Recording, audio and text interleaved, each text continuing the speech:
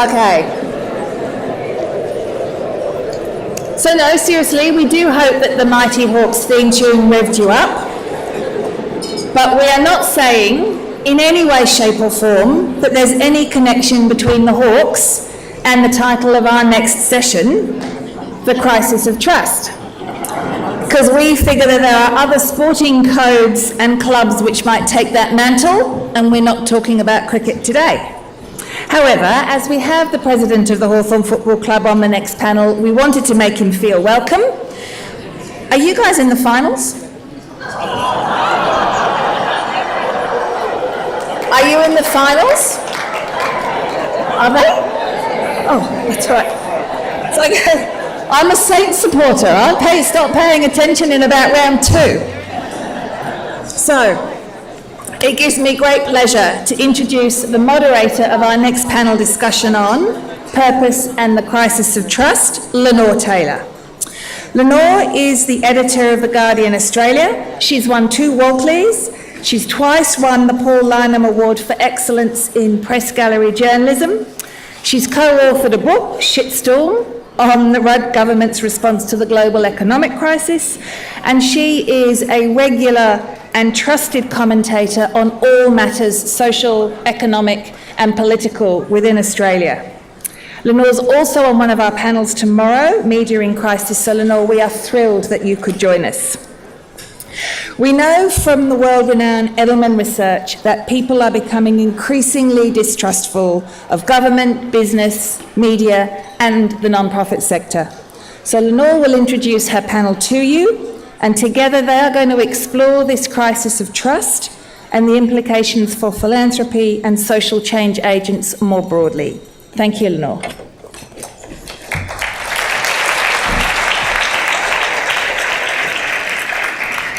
Thanks so much for that introduction. And we have a fantastic panel this morning to discuss these issues. Jeff Kennett probably needs no introduction, but he does wear a number of hats. And in terms of what we're discussing here, the most relevant headgear is his role as Chairman of Equity Trustees, his role as the Chairman of The Torch, which assists incarcerated Indigenous men and women post-release, and his role as founding Chairman of Beyond Blue. Please welcome Jeff Kennett. Lisa George is the global head of the Macquarie Group Foundation, the Macquarie Group's philanthropic arm and one of the largest corporate benefactors in Australia, and she was previously for a time working at Social Ventures Australia. Please welcome Lisa.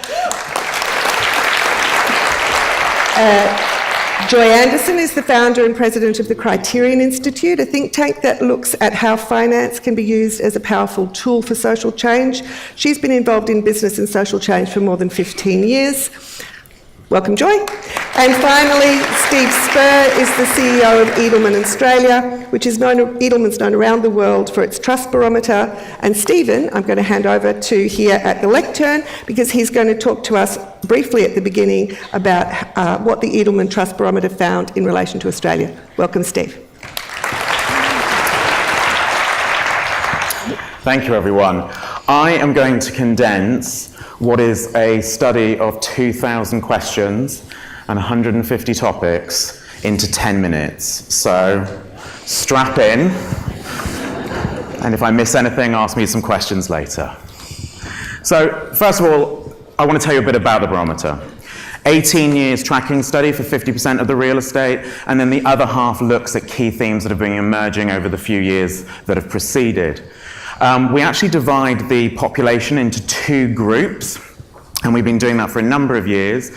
One is called the informed public, and to be part of the informed public, you have to qualify in 4 criteria. You have to be university educated, you have to be in the top 25% of income for your age group. You have to also, interestingly, be 25 to 64. So all those years ago when we started, apparently you couldn't be an informed member of the public below 25 or over 64. So we're still tracking that group, and soon we'll be able to track the full population. But for now, we're at 25 to 64. But the most important piece in here is actually the 4th one, and that's whether people are consuming, interacting, engaging with news, policy and current affairs. They have to be able to report back in the country in which they live. So for Australians, they have to report back on Aussie affairs accurately. and 15% of us qualify under that criteria. If you're not in that 15%, you are in the very unattractively named mass population, or as I like to call it, everyday Australians. So what did we find this year? Well, this year we found a very interesting divergence of trust around the world. Trust wasn't going up and down harmoniously based on our general trust benchmarks. We had some quite extreme rises and quite extreme fallers, our biggest faller being the US, driven by a large fall in trust in government. Here in Australia, we slid another 2 points down to 40 in this general population group, just 4% off the bottom, which is Russia. And 40% means that 60% of us trust none of the core institutions of life. When I look at that informed public, you'll see a slightly different picture. We're much more trusting in the informed public, right in the middle of the table, and we had a slight kick up in trust. This group tends to be a lead indicator of about a year, so let's see what happens next year. But the dramatic fall here was in the US that went from the trusting blue to distrusting green, in fact, to the very bottom of the pile, with an enormous 23% fall, the biggest fall ever seen in the 18-year history of the barometer. But I'm going to get into some of those key institutions that we talked about in the introduction. And what you'll see here, and this is the depressing news for Australia, is we now trust none of the 4 key institutions of life. We distrust them all, because everyone's fallen below the 50% line. And that's particularly pertinent for NGOs who've always been above before. We also have a particularly low trust in media, second lowest in the world, and not a great sense of trust in government. I look forward to the next round of data when that comes out in a few months' time. In the informed public, you'll see a very interesting piece, which means I could actually be on the media panel as well, but I'm not, which is we found a new behaviour happening in Australia, which was fact-checking in that informed public. I don't trust what's going on. I don't know if it's fake news. I don't know if this source is legitimate. So what do I do to check that? I go back to traditional sources of news, traditional trusted publications, and I fact-check if I've seen something on my social feed. So that's an interesting change there for media. Diving down, we ask a great question this year, first time ever, because last year we had a lot of responses that everyone thought the system was broken. So this year, okay, if the system is broken, who's most at fault of these institutions? Globally, it's government, and here it's certainly government of all levels, coming in at 56%. But unlike the rest of the world, we don't see that the solution also sits with government. We're different, and we see that the solution sits in a triumvirate of government, NGO, or not-for-profit, and the business community coming together. Now, this isn't statistically relevant, but in the verbatims of the study, we get a little bit of a hint as to why. If I don't trust any of them, if they're working together, maybe I can trust the collective outcome. So it's more of a check and balance, but still, that's a request from the Australian people. Specifically looking at NGOs or not-for-profits, we have a very interesting and very dynamic rises and falls around the world. It's has been one of our more volatile institutions over the last few years, and so that 4% decline that we saw does put us at the bottom of the table, but you'll see there's some quite dramatic changes going on around the world. And why? Well, we also asked the Aussie public, what do you think the not-for-profit sector should be doing? What is their charge from your point of view? And these are the 5 top mandates and the performance against them. So these are over 70% of the population chose all of these as the top 5 of things that the not-for-profit should do. Obviously, it's a broad brush. But then when it comes to performance, we have particularly low performance. A new entry straight in the top 5 at number 1 is protecting people's privacy and information. Now that actually has a bit of a macro effect. That's also business's number 1 driver too. But there is certainly a role of people starting to think whether this sector is safe with their data, especially when it comes to giving. But the next 4, investigating corruption and wrongdoing, looking after the poorest in society, championing the everyday Aussie, and working towards equal opportunities, have been in the top 5 for quite some time. But the performance of how the sector is delivering against them is falling year on year. I'm going to quickly talk about the business of values because it was one of the key themes that came up, and how business in particular can do more looking after not just their commercial needs but also looking after societal needs. And in fact 65% of Australians believe now that a CEO should be leading on change socially rather than waiting for governments to get their act together. So the Campaign for Marriage Equality has put it in the minds of the public that action can come from the business sector. 63% of Aussies already feel that a company should be both looking after its profits and its communities in a much broader sense, so well beyond that commercial-only mandate. I put this other block of items on because it's just a big sea change that we've seen in the data in the last 2 to 3 years.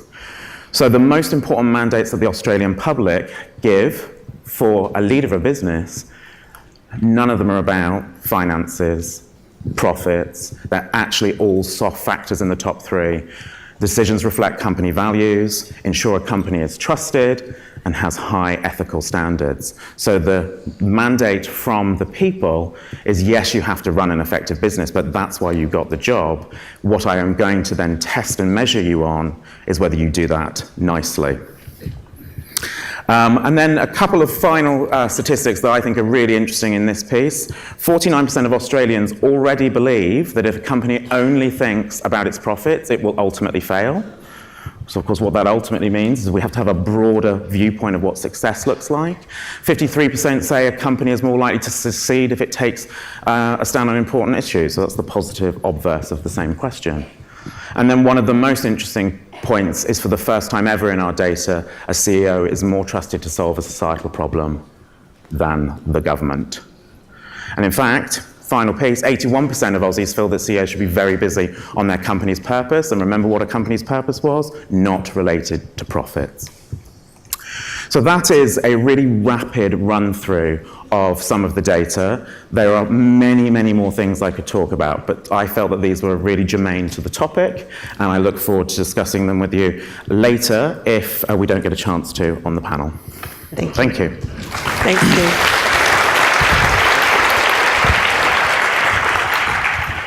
So just to get started on our panel discussion, Steve, your slides showed a declining trust in the NGO sector.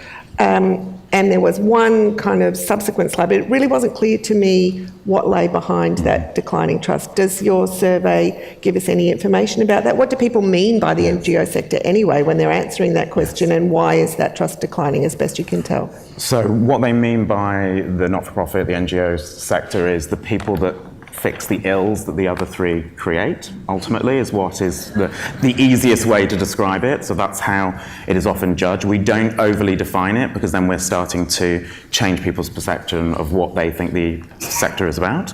So that's the first one. Behind it, there are some hints, but no concretes. So in the verbatims, and of course they're not necessarily statistically significant in the way that the core data is, we are seeing a sense of confusion between not-for-profit and government because of service provision. We're seeing a confusion or an in-the-pocket problem with big business because it looks like business is using the not-for-profit sector as a seal of approval, and therefore the everyday Australian gets confused about the authenticity of the message. And the most important thing is that Australians feel disproportionately poor and aggrieved. We're some of the most miserable people in our trust barometer worldwide, and we really think we're much worse off than we potentially are, and that really changes every response following. Our perception of how tough we're having it, and how poor we are, and how difficult life is substantially higher than our economic indicators would suggest. Okay, so it's really interesting that there's those sort of definitional and structural questions. Jeff, at the outset of this discussion, we've been talking this morning about the big crises, the big problems that we're facing in Australia and globally. Just as we start this discussion, how well do you think the philanthropic sector is structured or set up to deal with big, new, emerging problems, ones that might not have even been on the radar 10, 20, 50 years ago? Well, I think this morning's discussion for me was very valuable. But what this shows me, there are a lot of us in our businesses, me with EQT, who are bound by our previous clients who have passed on to distribute their interest on wealth per their instructions. So we're controlled. And some of those issues that we support, to me, are terribly important for our former clients, our living clients, but also personally. When Larry then talked about the larger issues, such as trying to influence performance of governments, etc., or climate change, and then I look at this room and I think about the number of people, individuals, families, companies that are involved in philanthropy. Although we're a small country and we're putting out a lot of wealth, we're doing it to our own criteria. And therefore, I ask the question, are we making the sort of impact we could be making if somehow we're working better together as a group or as a society involved in philanthropy? Because most of us have our own background, managements, HR, we have our whole range of systems that are absorbing our so-called disposable wealth. So are we able, on our own individually, to be making the sort of impact that Larry was talking about, and particularly leading to the advocacy of those in charge to take us on the right course? Because I think, again, one of his most important quotes was, I think, or comments was, people take their lead from their political leaders. Now, if that's the case, then these figures, these percentages, which to me are not surprising, but I'm glad to see that the work's been done, it's not surprising where we are, for goodness sake. We've had a decade, a bit more, of failed leadership. And if people are taking their lead from those who lead, then the society in which we're living is moving to a different place altogether. And without leadership, we're not able to come together either as a discipline involved in philanthropy to work on, firstly, the top 4 or 5 priorities that are facing this country. And while I support people supporting other communities in other lands, there's a lot of people here in desperate need, but nor are we able to compete or participate fully in some of the big issues confronting Australia. So I think Philanthropy Australia, I think we as organisations have got to find a way of working better together to avoid waste and to agree on the things perhaps on a national basis that we can work together to bring about change, while not forgetting the needs. In my case, I head up an organisation, the Torch, that deals with incarcerated Indigenous men and women. That's very important. We have too many incarcerated. The recidivation rate is 64%. How can we reduce it? That's terribly important. But so too are issues of climate, and so too are issues of making sure that our politicians actually work on our behalf for the long term rather than the daily term. Okay, so Lisa, what do you think to the point that Steve made about that people were talking about sort of definitional issues, not quite knowing what the not-for-profit sector is, where it starts, where it ends? Is that potentially contributing to a lack of trust? Yeah, I think it was inevitable that the non-profit sector, along with other institutions on that list, was going to face a decline of trust if you believe that institutions as an identity, as a thing, are declining in trust. I think philanthropy is probably in the mix of both NGOs and business, and so we philanthropists in the room mustn't be complacent just because we're not one of those categories. I think there is probably a perception in the Australian public about, I used to receive services from the government, now it's from a non-profit, who am I dealing with? And therefore the trust factor gets shifted from one to the other. So I do think the blurring of the lines is definitely contributing. And I do agree with you that I think philanthropy is such a small drop in the bucket when it comes to the impact that we can have compared to government. for example. And so we can't, I think Larry made this point, we can't have impact as individual institutions on our own. We have to come together around common, issues and our strategies that we're all working on to try and have a more concentrated impact. And Joy, you deal a lot with those sort of cross-sectional issues. What do you have a view about this, about the delineations and how that contributes? I remember maybe 10 years ago, I was launching a venture fund, one of the early venture funds in impact investing, and sitting with a VC in Silicon Valley, he looked at me and said, so choose, are you a not-for-profit or are you business? Just don't sit on the fence, choose. And I remember feeling quite brave at that moment, saying, well, actually, the boundaries are shifting so much that that choice is just not on the table anymore. And I think actually that's one of the more interesting things that's happened with the rise of things like impact investing and social enterprise, both in Australia and around the world, in terms of seeing some of what used to be boundaries as potentially opportunities. But then you have the flip side, which is in this world of trust, I find it curious, and I work in finance, I work in business, I work in the field of making sure that we can think about how business can be a force for social change. But I'm disturbed when we think that business leaders are better at creating social change than people who are actually trained in creating social change.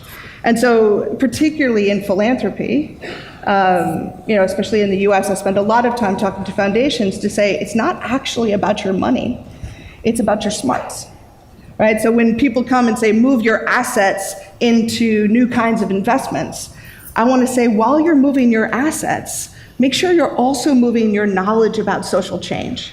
Because if we seed that, the decades of experience of looking at failures and what's worked goes with it, right? So whether or not it's trusted, I still think we need to step to the table and say, there's been a history of experimentation in social change, and if we cede that to the business sector, they don't have that experience. So where do we find those partnerships that actually work? Okay, so before we finish this little bit of the discussion on delineations, does anyone have any ideas about what the philanthropic sector does in terms of trust and the definition of what everyone does? Any solutions? Well, ideas? I think this has been written about a lot, and I think actually Christian Seibert, who I saw somewhere, wrote an article about this for Philanthropy Australia a couple of years ago, and it was talked about earlier. Transparency is a big, it's a bit of an amorphous word, but I think transparency for the nonprofits, putting out your data, what you're achieving in terms of impact, that's becoming an increasing trend and a responsibility that we as funders are asking of nonprofits. But the responsibility also is on the other side, is we as funders need to be more transparent. I think, the old days of being opaque about, how you can access funding and what we fund, et cetera, I think, we should start to become more transparent as funders about, as Larry said, what is your strategy? What are you trying to achieve? What are the metrics that you'll be measuring yourself against? There's a group of foundations actually here in Australia that is, that I think Origin Foundation were leading this initiative to actually survey their grantees. Tell us as grantees what you think of us as funders. That's that is actually so bold in philanthropy to actually shift the power and the conversation. And I think those types of initiatives are what are increasingly needed. Mm-hmm. Anyone else? Okay, what about scandals? When one organisation does something wrong, and whether that has a generalised effect on trust across the sector? Well, I can tell you immediately, you only need one bad actor to really have a large splash, and you can see the result change in the general public's view of that sector almost immediately. Depending on the size of the scandal, it can be anywhere between 5 and 10% fall, so it's not something that's insignificant, and I'm be very interested to see some of more recent things to some of the other institutions, how that will read out, because I think we're going to be definitely in an all-time low next year. Does anyone else have a So we live in the world of the intersection particularly, so a lot of our work is about building the field of gender lens investing, the sort of intersection of looking at gender and finance. And so actually right before Me Too launched, sort of in the fall, we had started looking really closely at the role of gender-based violence. And what's interesting at looking at Me Too, right, which is one of these pivot points of, oh my goodness, well, I think I knew that was happening, but what's interesting is nothing inside of the practices of any corporation changed. It wasn't that there was suddenly a new corporate policy that exposed people who were, egregiously doing sexual harassment. What changed was the cultural tolerance of that.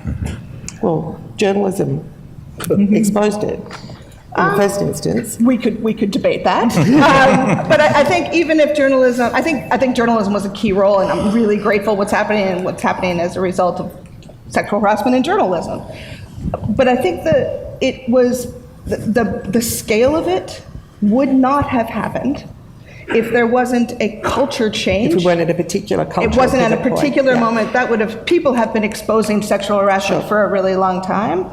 And so part of our conversations within systems of finance is to say this isn't actually, tracking what business is doing is equally important to tracking what are the cultural attitudes to what's tolerated. And if egregiously exploiting a female employee is less tolerated, there's Kevin Spacey as a stranded asset, right? So you sort of got this sense of, you've got risk that has stored up over decades, and it's not that risk increased, but the tolerance of that changed. And I think that's where looking at cultural norms and what do we assume is okay becomes a really important factor in how we look at the quality of business.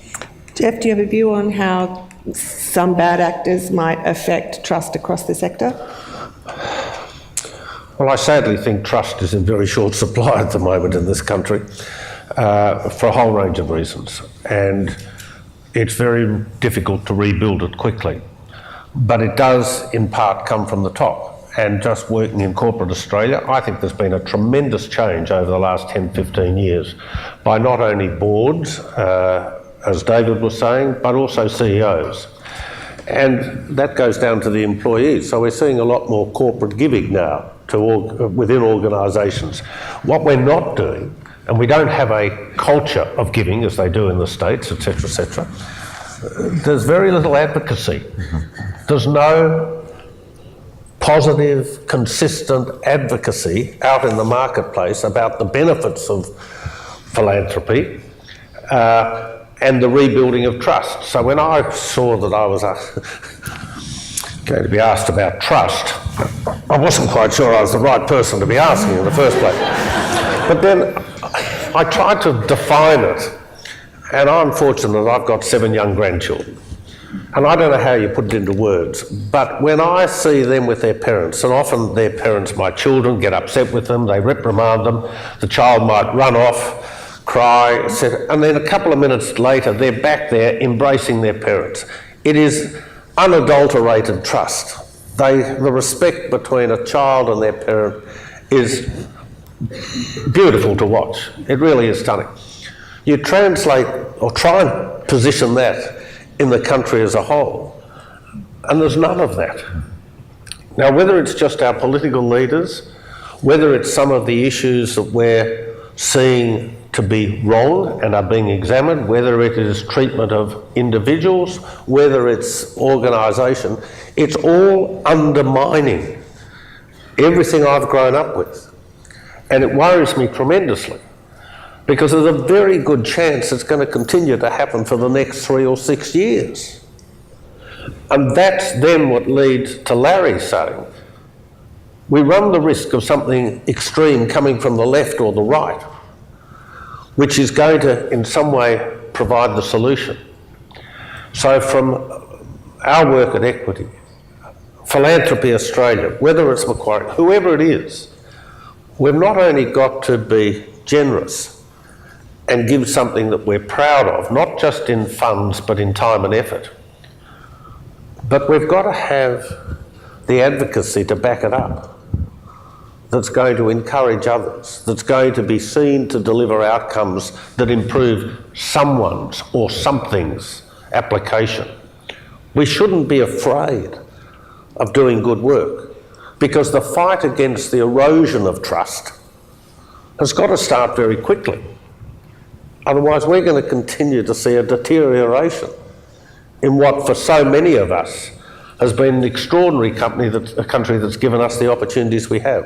So I'm highly conflicted about where we are at the moment.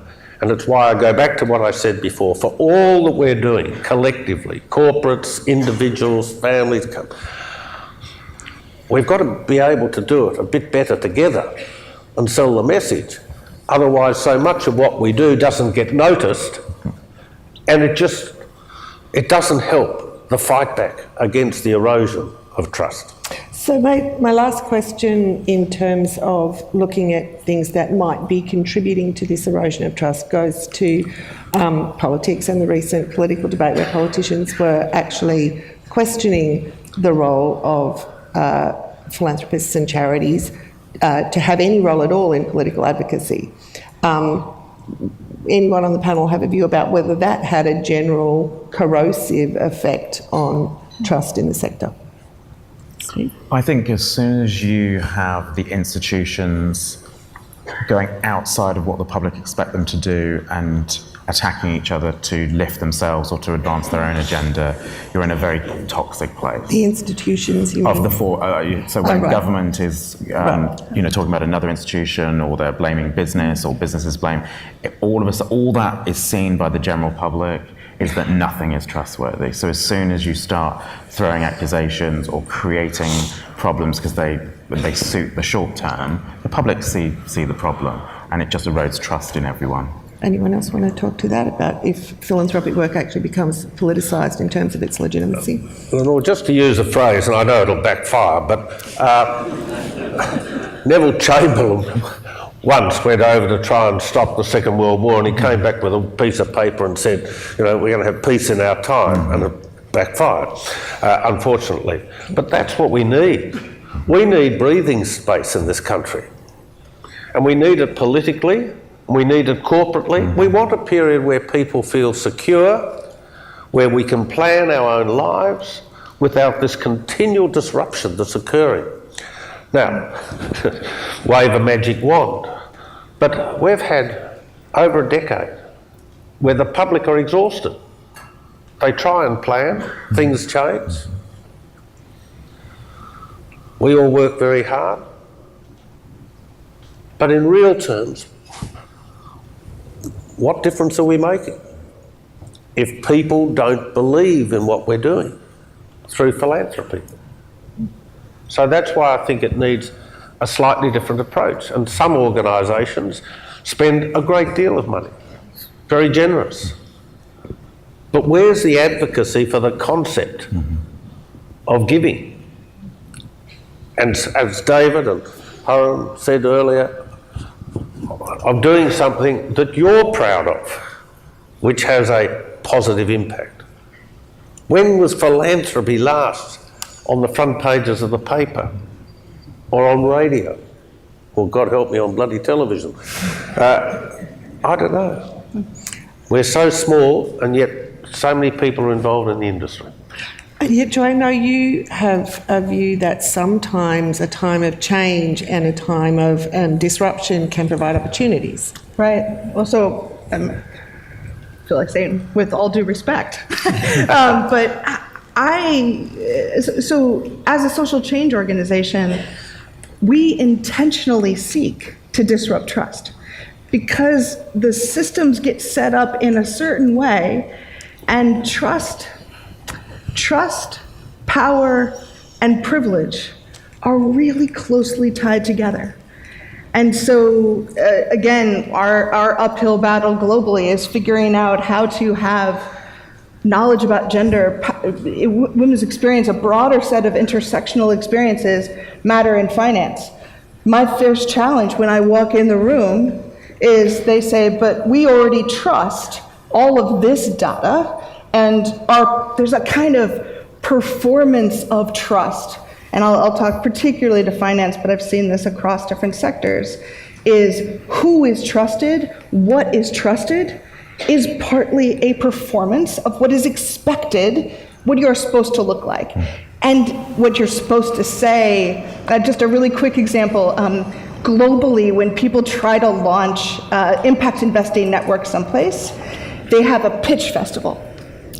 So pitch festival where a bunch of entrepreneurs come and pitch to a set of investors. Fundamentally, that is a process, that is a performance of investment. No money actually moves. The entrepreneurs don't feel like they get money, the investors don't feel like they move money, but everywhere we go, it's a valid performance of finance. And so part of what we're trying to question is, how do we push at some of those questions? I mean, 2008, I think the freedom that came from 2008 is that it was human error, right? I mean, it was not a macroeconomic trend. It was, we made this up. We made up the rules that blew up. For me, the empowering point is, because we made them up, we can make up something different. And so our purpose as an organization is to change who sees themselves as able to disrupt those systems. So I think there's a balance between the kind of security and safety that says, trust us, this is working, and the people for whom it does not feel like it's working, for them to say, your performance of trust, your performance of your expertise, the power structures that exist, are just not working for us. So, Lisa, two fascinating and quite heartfelt perspectives, and you're sitting in the middle. In the middle! Lucky me. I'm actually really compelled by that point, because I think you can look at that data that Steve presented and say, woe is us, trust is declining, how do we just quickly rebuild trust? And I think your point that you're making, which I find very compelling, is it's an opportunity actually to reframe our own sectors, to think about what is driving, what that is a message, that's coming through. We can't just chalk it up to misinformation and blurring of lines. There is something that we're being told, and actually we need to listen to that. And the trust data actually gives you a clue. I'm compelled in that direction. No, that's all right. That's why I'm sitting on the left wing. I think it's appropriate. But Joy, with respect. All due respect. I'm not opposed to disruption, and there's no way we're going to stop it, right? But disruption's got to happen within a society where the community understands where we're trying to get to. There is no vision in this country. And I say that across the board, doesn't matter who you support.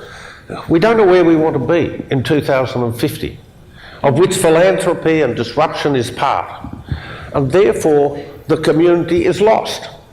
And your politicians are responding rather than putting down the stakes that are going to be seen by the public to delivering positive outcomes over a period of time.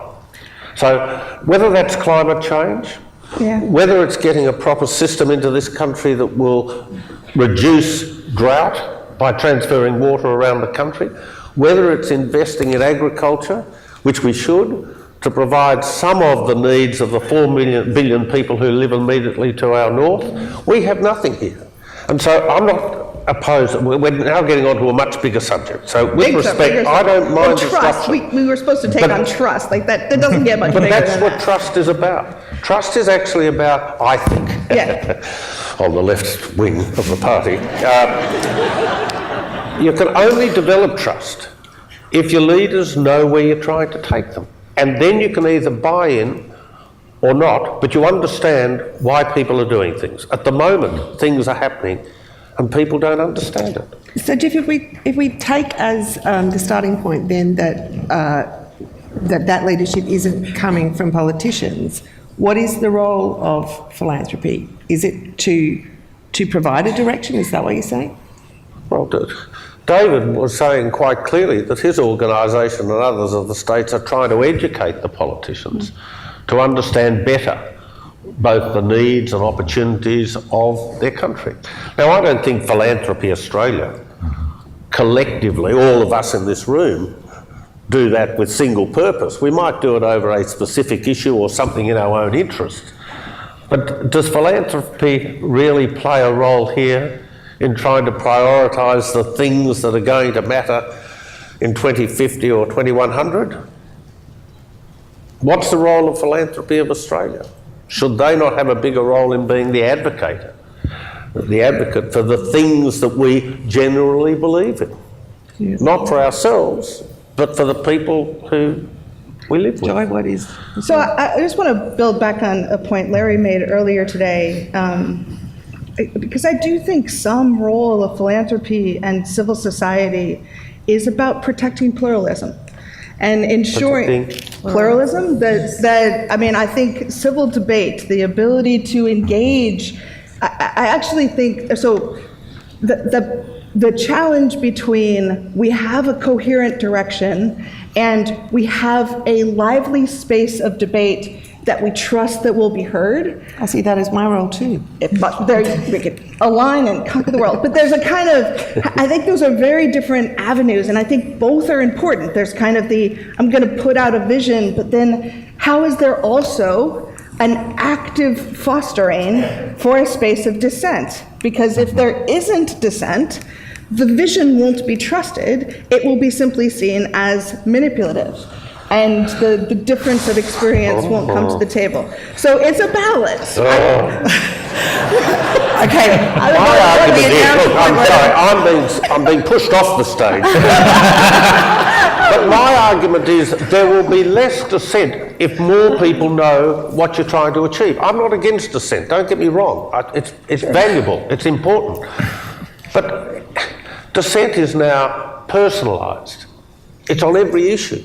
There's no common goal. So you and I are good friends, really, I think. Really quite good, I think. Drink later is important. Now that we've established friendship, I want to give Lisa and Steve one very quick chance to have a quick say, and then we're going to go to questions. So I would say, apart from it's very good watching it from here. What about me in the middle? I'm quite glad I'm not in the middle.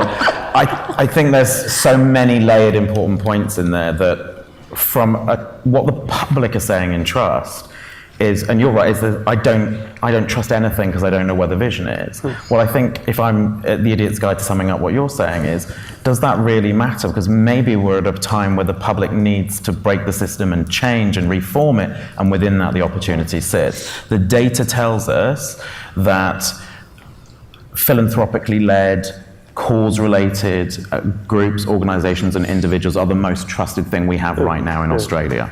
Interesting. So I think whether you break the system or you fix the system, you've got a role in that.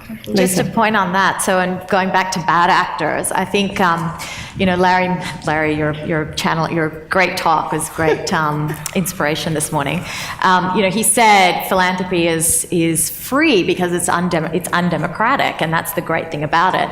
And I think the cautionary note that he struck, which I want to expand on, is it only takes one or two bad actors to kind of get it wrong in the philanthropy space to affect all of us, for that license to operate, frankly, as a philanthropic institution to be taken away by society or by government. So I think it's, he made the point that it's important to be informed and it's important to be consultative, and I can't kind of stress that enough. I think we do have to do that if we are to maintain that license. I have a suspicion there's going to be some questions. If you would like to ask a question, please raise your hand and mics will come to you. We have one right in the middle, and then we'll go over there, and then we'll go right up the back. Joseph O'Brien from the Vincent Fairfax Family Foundation. Thank you all very much. I think we need to be careful not to confuse trust and dissatisfaction. Personally, I believe there's a very strong argument that an erosion of trust actually hampers our ability to implement change. I think one of the important points that's pertinent is Larry made this morning was that our democracy is not a means to an end, and it shouldn't be used as a means to an end. And I think if there is one common objective we all share, it's social cohesion. And so my question really to the panel is, should philanthropy be investing more in Australia in social cohesion and the performance of our democracy almost as a first priority. Does anyone want to take a view on that? So I would weigh in that I actually think there's a significant role for philanthropy, and I think this is really when it gets to systems change, strategic philanthropy, to look across the sectors and what are the processes and institutions that we should be working to strengthen. I mean, I think whether that's actually, I think philanthropy has a role in shaping business and thinking through what are the best practices, what are the standards that can be moved forward. I think philanthropy certainly has a role in shaping the questions of how a democracy functions. And I actually, and certainly in a role in the not-for-profit sector, I think that particular role that, sorry, like we keep invoking Larry, but the particular role that philanthropy has played in sort of calling those questions and investing not just in direct service, but some of the macro issues of what does it actually take to be a civil society becomes critically important. And I think that's an area in general where philanthropy is moving globally, asking some more of those questions, and I think it's a critical investment. Anyone else? Then we went into the middle. We didn't. Jane Jose from Sydney Community Foundation. My focus is engaging community in philanthropy, and my question is, I think many Australians don't even know what philanthropists do, what philanthropy is, what this conversation is all about, and if they're going to trust us to lead the way. And I think philanthropy can take risks and advocate and invest in scalable social change. How do we help Australians understand, if we're the last of the 4 trusted institutions, what philanthropy can be? So it's a question to anyone. I think just a really easy macro point is the thing that none of us have quite touched on, is there isn't a clear narrative to the public. So therefore, how can they engage in it? And I think, but there's still a latent sense of trust that there is something good, and you have the largest license to operate. So I think it's a combination of telling that story, making it meaningful, and then communicating that out as broadly as possible. It goes a bit to what you were saying, Jeff, about sort of a collective advocacy. Yes, I'm a bit nervous to say anything. I agree with you. But apart from doing whatever we do ourselves, which is on a limited scale with our own resources, you need to have an organisation that is recognised and empowered to do that advocacy. And that has got to lead the program. Now, obviously, I think there should be Philanthropy Australia. And it talks about advocacy, it talks about positioning, and it talks about some of the outcomes that some of our constituent bodies achieve with some of the work they do. But there's very little of it. There's very little of it. Okay, now has someone already got a microphone? Yes, right there. Liz Gillies, Menzies Foundation. Thanks very much for the talk. I think it's a really fascinating topic and really important. Stephen's data on the slide, I think, provides some of the solutions, where he said Australians are looking not just to one sector but to multiple sectors to collaborate in a way that they build new solutions. And I think there's a tendency to think that government's the answer when actually it's only one sector that should contribute. So the question is, what role does philanthropy play in that space? And the fundamental role and the most strategic role, which Joy mentions in a global context, is philanthropy should be building the collaborative space in which sectors can coalesce to address those questions. That requires philanthropy to operate in a fundamentally strategic way. Do they understand the issue? Have they done the research? Have they found the actors? Have they surfaced the leaders? And my question to the panel is, when the most recent data says that the majority of foundations and philanthropists want to fund programs, what do we need to do in order to encourage philanthropy to take the leadership role that the panel is suggesting is fundamental to the future of this country and others solving the very serious social issues we find? Come on, someone's going to take that. Well, it starts with things like this, coming to conferences like this, and you know, having these conversations, I think.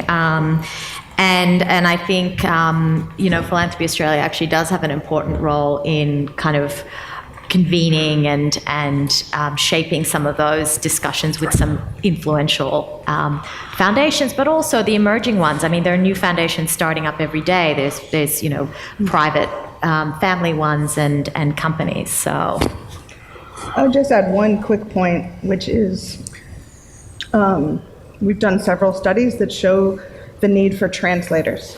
And this is a lot of the work that we do. We work extensively with DFAT within the Australian government, looking at their gender lens investing programs. And what we find is, as a government agency is going out to make partnerships with the private sector, there's no translator, right? And then we try to, spending the last couple years trying to invite the philanthropic community within Australia into that conversation.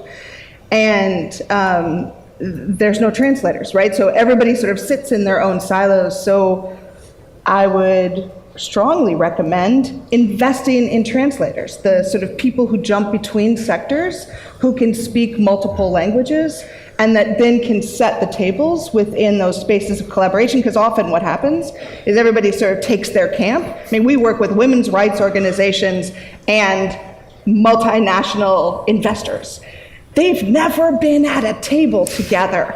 They don't know how to talk to each other. They don't know how to build trust in that kind of one-on-one relationship, because they speak just fundamentally different languages. And I think that is a critical role for philanthropy to step in and say, we need to build those translators so that more voices are at the table. And look, Lenore, could I just, you mentioned in your question global, and that's wonderful, and it goes back to the question the gentleman asked up here earlier on. And I'm very pleased and happy that Australia has a good reputation for stepping in and helping, particularly when there's events that require our presence. And we say that philanthropy at this stage has a good level of trust, but standing still is not going to preserve it. Given the way the country's going, we're going to drag it down unless we take a different approach.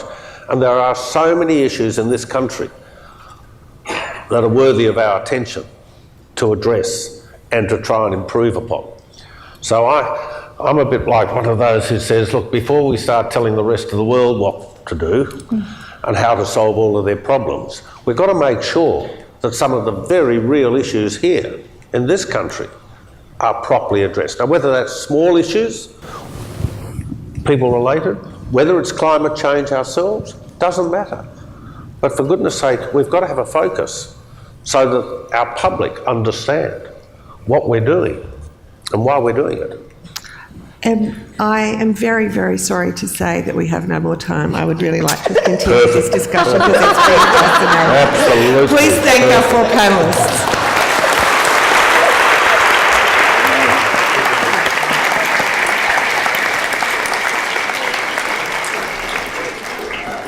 Thank you guys so much. That was absolutely brilliant. Lenore, Steve, Lisa, Jeff, Joy. Fabulous. Great. Thank you.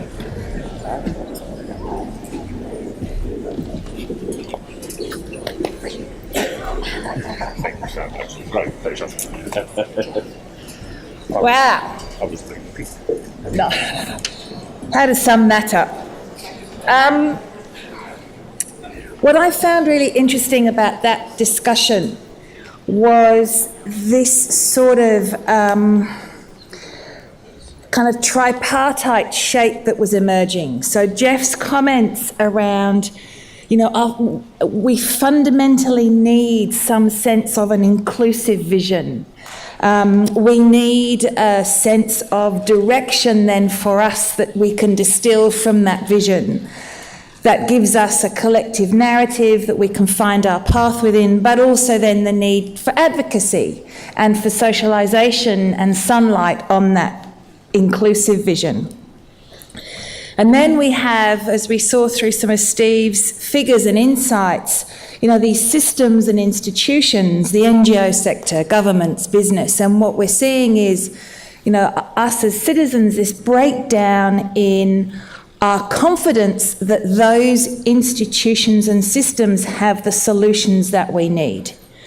And then the third sort of shape that got drawn for us, I think, which we saw hints of in Steve's data, and certainly I think which Lisa and Joy picked up on, is this sense of the individual agency then. I mean, I thought it was fascinating in the Edelman stats that people think solutions are going to come from individuals. That's what CEOs are. They're people, not these structures. So if we think about that sense of, Jeff's identification that we need this inclusive vision, we need the direction, the narrative and the advocacy, we see this kind of growing discomfort or lack of trust with institutional responses, which is kind of what Larry was saying this morning as well.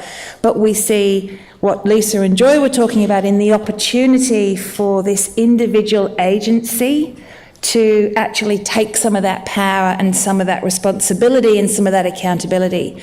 And then, Joy's point at the end, that where does philanthropy play? Well, philanthropy plays in connecting those three parts of that model to each other and, within that scope. So that's kind of what I thought I heard.